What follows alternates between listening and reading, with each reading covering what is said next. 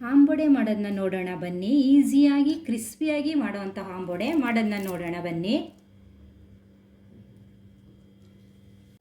ಆಂಬೊಡೆ ಮಾಡ್ಕೊಳ್ಳೋದಕ್ಕೆ ಕಡಲೆಬೇಳೆನ ಒಂದು 4 ಅವರ್ ನೆನೆಸಿದ್ದೀನಿ. ಇದು ನೀರೆಲ್ಲ ನೀಟಾಗಿ ತೆಗೆದುಬಿಟ್ಟು ರುಬ್ಕೊಳ್ಳೋಣ. ರುಬ್ಕೊಳ್ಳೋದಕ್ಕೆ ಹಸಿಮೆಣಸಿನ್ಕಾಯಿ, ಒಂದು ಸ್ವಲ್ಪ ಹಸಿ ಶುಂಠಿ. ಇವಾಗ ಕಡಲೆಬೇಳೆ ಹಾಕ್ಕೊಳ್ಳೋಣ. ರುಬ್ಬಾಗಿದೆ, ಇವಾಗ ಹಾಕ್ಕೊಳ್ತಾ ಇದ್ದೀನಿ.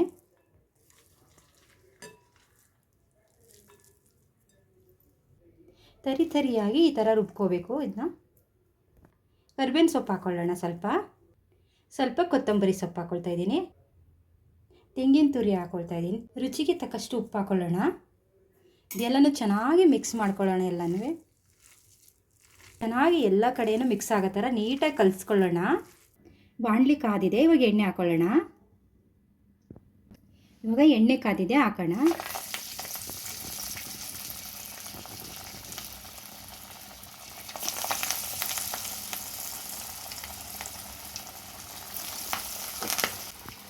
ಈ ಥರ ಪ್ರೆಸ್ ಮಾಡಿ ಒಂದು ಸತಿ ಈ ಥರ ತಟ್ಟಿದ್ರೆ ಆಯಿತು.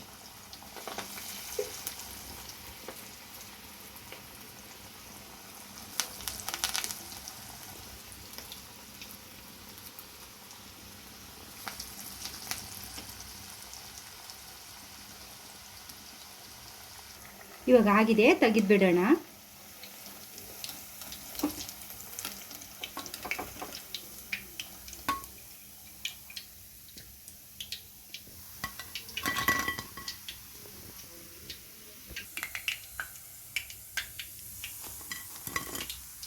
ಆಂಬೊಡೆ ರೆಡಿಯಾಗಿದೆ. ಇಷ್ಟ ಆದರೆ ಲೈಕ್ ಮಾಡಿ, ಶೇರ್ ಮಾಡಿ, ಸಬ್ಸ್ಕ್ರೈಬ್ ಮಾಡಿ.